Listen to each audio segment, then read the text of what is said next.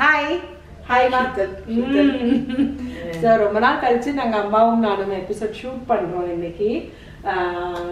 ரொம்ப ஹாப்பி. இதுக்கு முன்னாடி நாங்கள் ஒரு 2-3 இப்போ ரீசெண்ட் இது போட்டது எல்லாமே நிறைய பேருக்கு பிடிச்சிருந்தது. என்ன பேச போறோம்? இன்னைக்கு வந்து ஃபுல்லாக பேச போகிறோம். ஆமாம், நான் ஜஸ்ட் லைக் தட் பேச போகிறோம். இல்லை இன்னைக்கு கொஞ்சம் யூஸ்ஃபுல்லாக பேசுவோம். அதாவது இது வந்து ஒருத்தங்க கமெண்ட்ல கூட கேட்டிருந்தாங்க, 30 இயர்ஸ்க்கு மேல இருக்கிற லேடிஸ்க்கு வந்து ஹெல்த் எவ்வளோ இம்பார்ட்டன்ட், அதை வந்து நம்ம எப்படிலாம் வந்து எப்படி அதில் எவ்வளோ கான்சென்ட்ரேட் பண்ணணும், அதுக்கு என்னெல்லாம் பண்ணலாம் அப்படிங்கிறத பற்றி நீங்கள் ஏன் டிஸ்கஸ் பண்ணக்கூடாதுன்னு சொல்லி ஏதோ ஒரு அம்மாவும் நானும் தான் கமெண்ட் பண்ணியிருந்தாங்க. எனக்கு அது ரொம்ப பிடிச்சிருந்தது. கண்டிப்பாக அது வந்து ரொம்ப இம்பார்ட்டன்ட் இல்லையா? 30 இயர்ஸ் மேலே மட்டும் கிடையாது, பிறந்ததுலேருந்து நமக்கு வந்து நம்ம ஹெல்த் வந்து ரொம்ப இம்பார்ட்டன்ட் தான். ஆனால் வந்து ஒரு 25 இயர்ஸ் இப்போ வந்து பிள்ளைங்க எல்லாம் படிச்சு வேலைக்கு போகணும்னு நினைக்கிறாங்க. அதுக்கு பிறகு தான் கல்யாணத்துக்கு ஓகே சொல்றாங்க. பொம்பளை பிள்ளையா இருந்தாலும் சரி பையனா இருந்தாலும் சரி. அப்போ 25 இயர்ஸ் வரைக்கும் அவங்களோட ஹெல்த்துக்கு வந்து ஒரு ஆளு பொறுப்பு எடுத்துக்கிட்டாங்க, அவங்க அம்மா எடுத்துக்கிட்டாங்க. இன்னைக்கு பாப்பா இது இன்னைக்கு அம்மா உனக்கு டிஃபன் லஞ்ச் பாக்ஸ் வச்சு கொடுத்து விடுறேன், இன்னைக்கு கட்டாயம் கீரை சாப்பிடணும், இன்னைக்கு வந்து இது நான்வெஜ் இன்னைக்கு வேண்டாம்னா சொன்னா கேளு அப்படிங்கிற மாதிரி அஷ்டமி நவமி எதையாவது சொல்லி ஏமாத்தி. அதாவது அந்த அவங்களுடைய ஹெல்த்துக்கு வந்து ஒரு கேரண்டியா அவங்க அம்மா பாத்துக்குவாங்க. அதுக்கப்புறம் வந்து நம்ம தனியா இருக்கிறோம், கல்யாணம் ஆயிரும், நம்ம தனியா இருக்கிறோம்.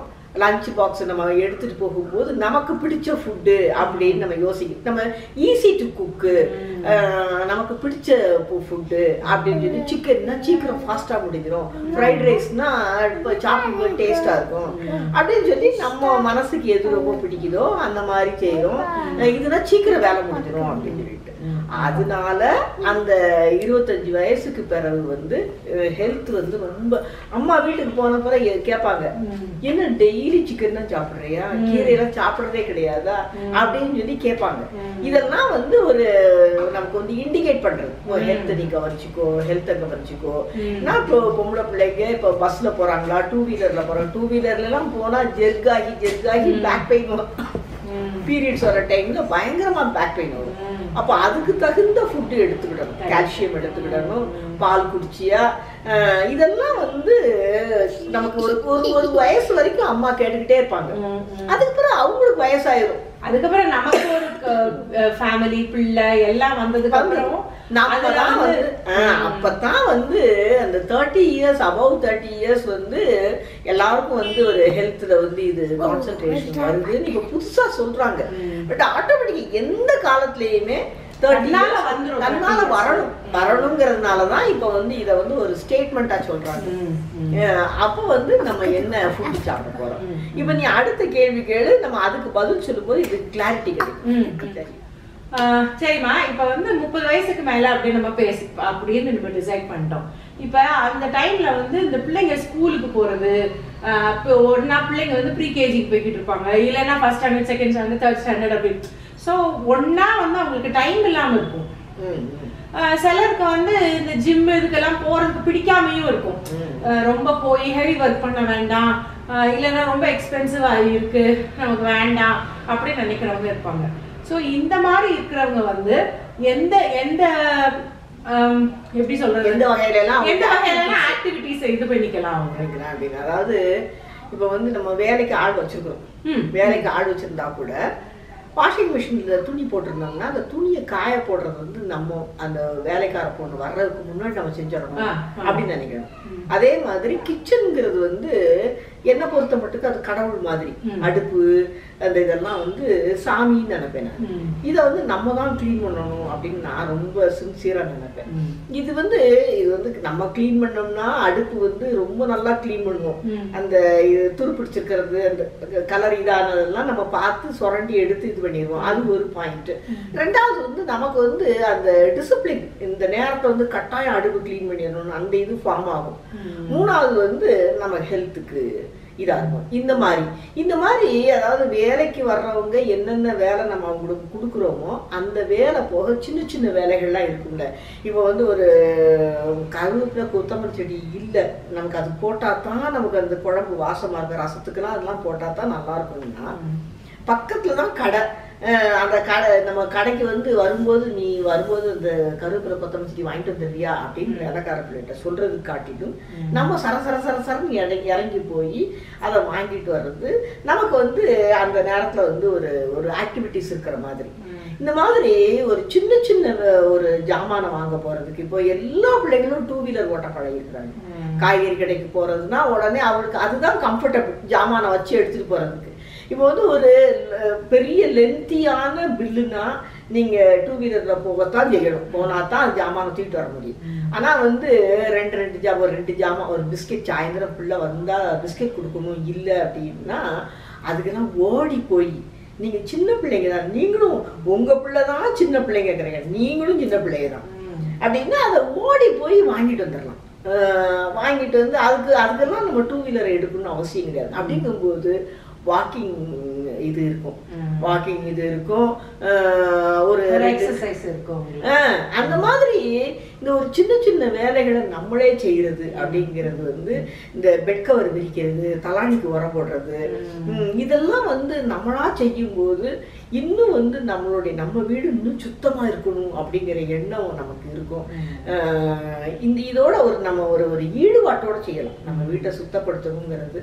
அதே மாதிரி இப்ப வந்து நிறைய பேர் வந்து அம்மா வந்து அவங்க வீட்டுல இருந்து பேசுறதுனால வந்து அபார்ட்மெண்ட்டை பத்தி அம்மா யோசிக்கல. அபார்ட்மெண்ட்ல இருக்கிறவங்களா இருந்தா அட்லீஸ்ட் நீங்க எப்பயுமே மேல கீழே வந்து லிஃப்ட்ல போகாதீங்க நான் சொல்லல, அட்லீஸ்ட் ஒன்ஸ் ஆர் ட்வைஸ் நீங்க வந்து மாடி ஏறி இறங்கலாம். நிறைய பிள்ளைங்க ஆனா அப்படி செய்யறாங்க. அபார்ட்மெண்ட் கீழே எல்லாம் கார்டன் இருந்துச்சுன்னா அந்த கார்டனை வந்து ஈவினிங் வந்து நம்ம கொஞ்சம் மெயின்டைன் பண்றது, கார்டனர் வந்து எவ்வளவு செஞ்சாலும் நம்ம அது கூட இருந்து ஹெல்ப் பண்றது.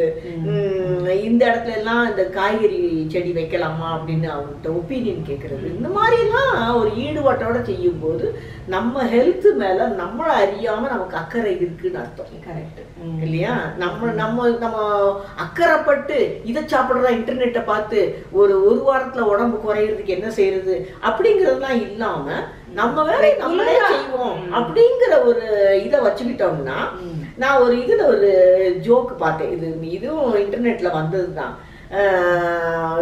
40 வருஷத்துக்கு முன்னாடி எல்லாம் ஜிம்மு மாஸ்டர் யாரு? மாமியாரு. எது ஜிம்மு இதுன்னா ஆட்டு உலக்க இதை காமிக்கிறாங்க. இதெல்லாம் நம்ம வீட்டு வேலையை அவங்க நம்மளா செய்யும் போது ஜிம்முங்கிறது தனியா தேவையே இல்லாம இருந்துச்சு. சரி, இன்னைக்கு யோகா வீட்டுல வச்சு பண்ணலாம், யோகா மாஸ்டர்கிட்ட போய் ட்ரைனிங் எடுத்துட்டு வந்து வீட்டுல வச்சு பண்ணலாம். பண்றதுனா நம்ம ஒரு 20 நிமிஷம் ஏதாவது ஒரு 20 நிமிஷம் நம்ம தனியா ஒதுக்கலாம். அப்படிங்க அந்த மாதிரி இப்போ சின்ன சின்ன வேலைகள் நம்ம செய்யறது, மத்தியானம் கொஞ்ச நேரம் தூங்காம இருக்கிறது, நமக்குன்னு ஒரு இன்ட்ரெஸ்ட்டை கிரியேட் பண்ணிக்கிறது. மோஸ்ட்லி அந்த மத்தியான டைமுக்கு வந்து நம்மளோட இன்ட்ரெஸ்ட்டை வச்சுக்கணும். நம்ம வந்து கொஞ்சம் ஃப்ரெஷ்ஷா ஃபீல் பண்றதுக்கு நமக்கு என்னைக்கோ ஒரு நாள் படுத்துக்கலாம், தூங்கிக்கலாம், ஒன்றும் பிரச்சனை கிடையாது. ஆனா நம்ம வீடு நம்ம டைமிங் எப்ப வேணாலும் என்ன வேணாலும் செய்யலாம். ஆனா நமக்குன்னு ஒரு மணி நேரம் ஸ்பெண்ட் பண்ணணும் அப்படின்னா நம்ம எப்பவுமே ஃப்ரெஷ்ஷா இருப்போம். அந்த நேரத்துல தூங்க மாட்டோம், ஏதாவது ஒரு ஆக்டிவிட்டிஸ் செஞ்சுக்கிட்டு இருப்போம். இன்னும் நிறைய படிச்ச பிள்ளைங்கன்னா ஒர்க் ஃப்ரம் ஹோம் பண்றாங்க இன்னைக்கு நிறைய பேர். ஆனா அதுவுமே எனக்கெல்லாம் வந்து நேரம் கம்ப்யூட்டர் முன்னாடி உட்கார்ந்துருக்கிறதும் பிள்ளைகளை பார்த்தா பாவமா முதுகு வலி என்னத்துக்காரு. அதுக்கெல்லாம் வந்து நான்லாம் ஹரிட்ட சொல்லுவேன், கொஞ்ச நேரம் நடந்துட்டு வாடா, கொஞ்ச நேரம் நடந்து இப்படி முதுகு முன்னாடி பின்னாடி குனிஞ்சு கொடு.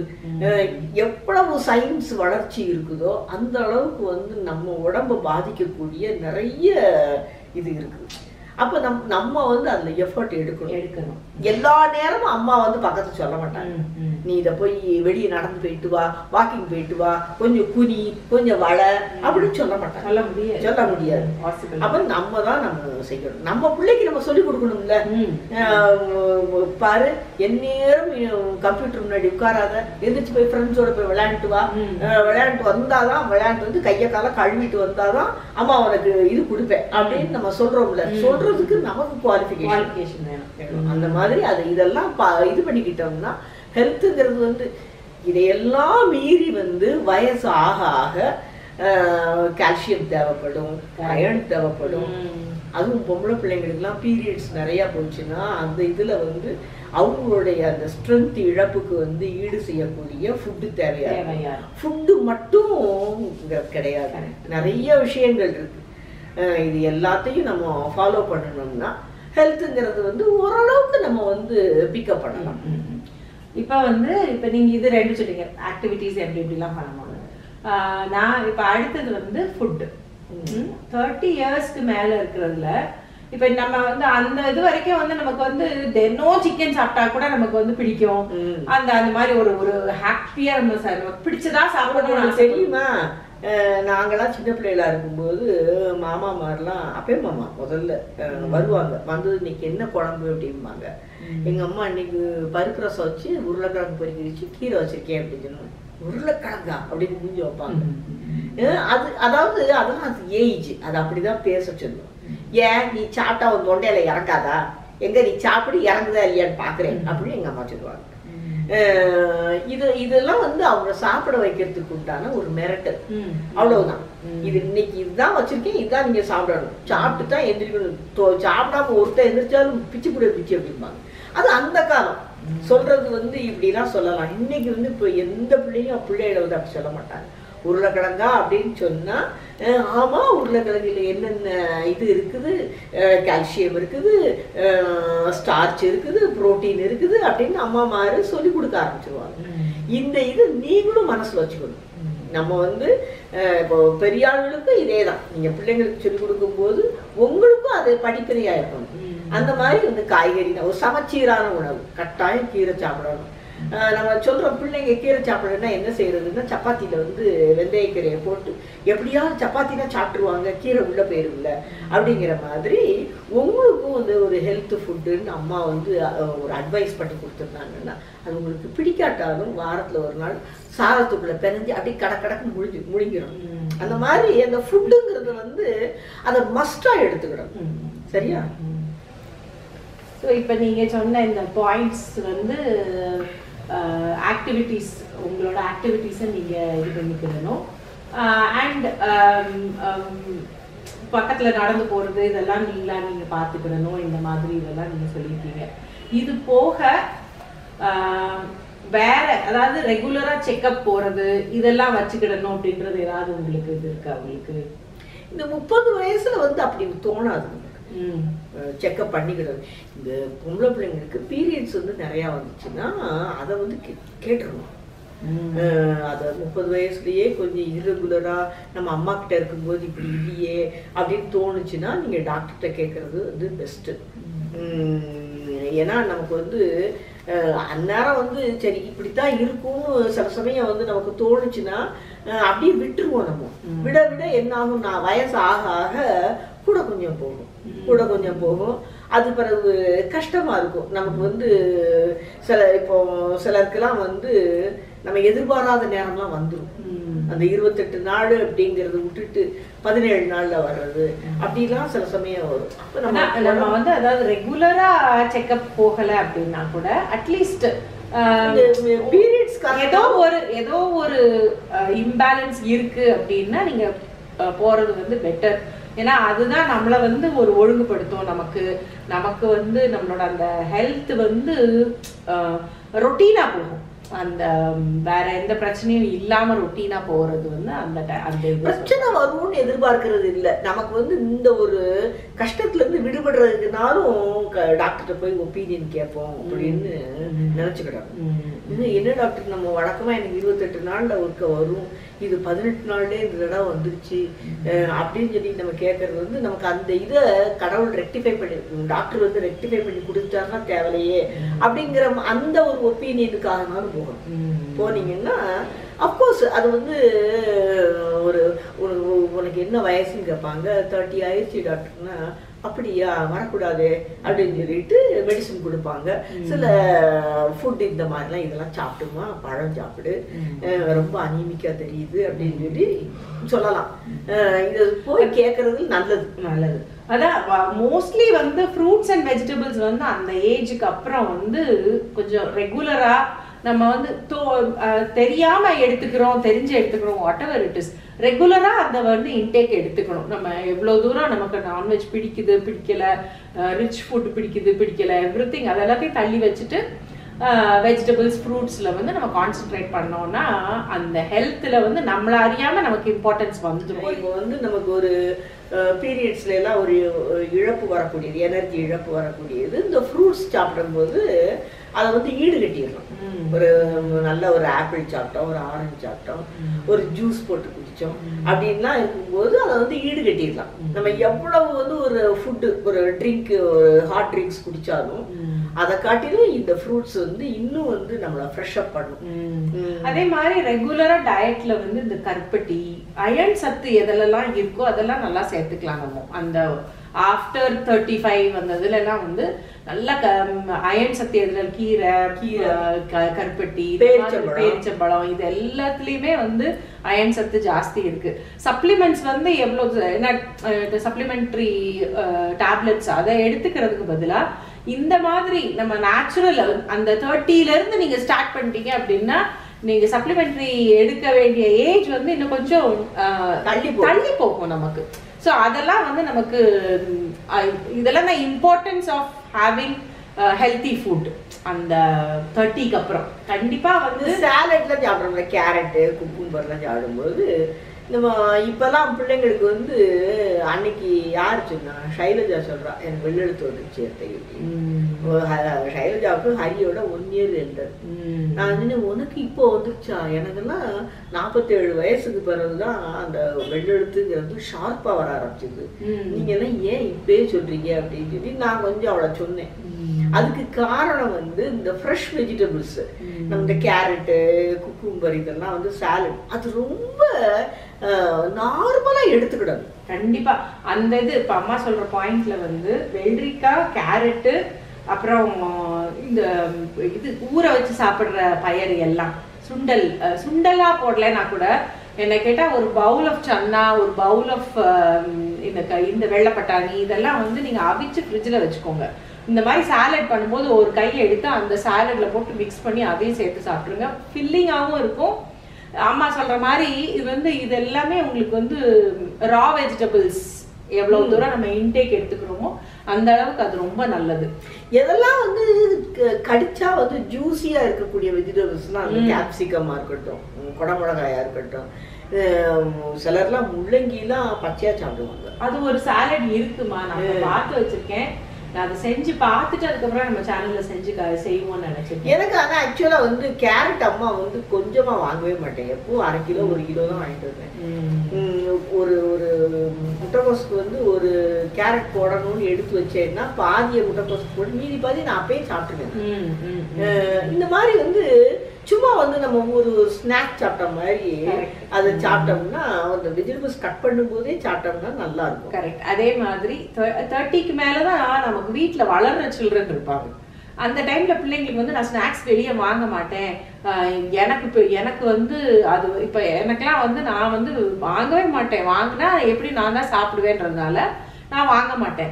ஸோ அந்த மாதிரி இருக்கிறீங்க அப்படின்னா நீங்க என்ன செய்யலாம்னா நீங்க வந்து ஸ்நாக்ஸுக்கு பதிலாக பசங்களுக்கு வந்து ஹெல்த்தியா நம்ம வீட்டில் செஞ்சு கொடுத்துட்டு அதுக்கப்புறம் ஸ்நாக்ஸ் வாங்காம இருந்துட்டீங்கனாலே உங்களுக்கு பாதி இது நம்ம அவாய்ட் பண்ணிடலாம். நம்ம வந்து சுண்டல் இந்த மாதிரிலாம் சாப்பிட்டுட்டு பசங்க வளர்ற பசங்களுக்கு நீங்க என்ன வேணா பண்ணி கொடுக்கலாம். நீங்க இப்ப பக்கோடா செஞ்சு கொடுக்கலாம், பஜ்ஜி போட்டு கொடுக்கலாம், எது வேணா போட்டு கொடுக்கலாம். அவங்க வந்து அதெல்லாம் நல்லா சாப்பிட்டோம்.